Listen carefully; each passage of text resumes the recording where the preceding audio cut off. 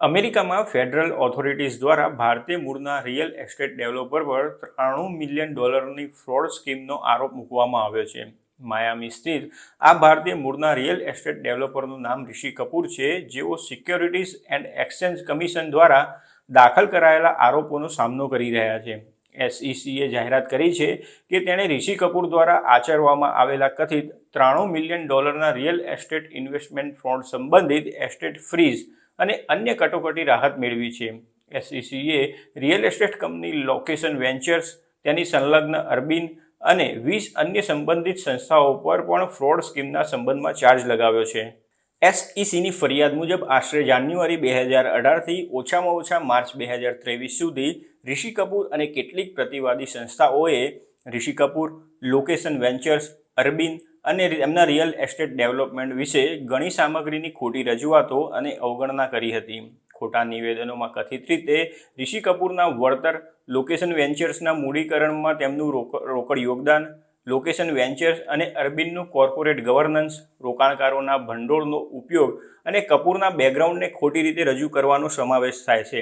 SECની તપાસમાં જાણવા મળ્યું છે કે ઋષિ કપૂરે ઓછામાં ઓછા $4.3 મિલિયન ઇન્વેસ્ટર ફંડનો દુરુપયોગ કર્યો હતો અને લોકેશન વેન્ચર્સ, અરબીન અને અન્ય સંસ્થાઓ વચ્ચે અંદાજે $60 મિલિયન ઇન્વેસ્ટર ફંડને ખોટી રીતે જોડી દેવામાં આવ્યું હતું.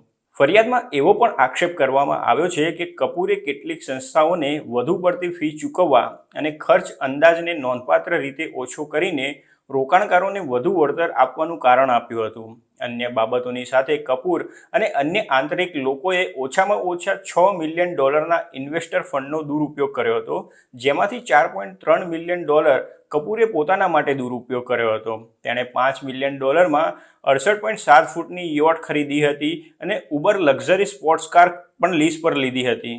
SECની Miami regional office director Eric બુસ્ટિલોએ જણાવ્યું હતું કે અમારી ફરિયાદમાં કથિત રીતે Rishi Kapoor બહુપક્ષીય real estate offer કરતા ફ્રોડનો માસ્ટરમાઇન્ડ છે, જેણે 50થી વધુ રોકાણકારો પાસેથી લાખો રૂપિયાનો દુરુપયોગ કર્યો હતો. ફ્લોરિડાના સધર્ન ડિસ્ટ્રિક્ટ માટે US ડિસ્ટ્રિક્ટ કોર્ટમાં દાખલ કરવામાં આવેલી SECની ફરિયાદમાં કપૂર, લોકેશન વેન્ચર્સ, અરબીન અને 20 સંબંધિત સંસ્થાઓ સામે 1933ના સિક્યોરિટીઝ એક્ટ અને 1934ના સિક્યોરિટીઝ એક્સચેન્જ એક્ટની જોગવાઈઓનું ઉલ્લંઘન કરવાનો આરોપ મૂકવામાં આવ્યો છે.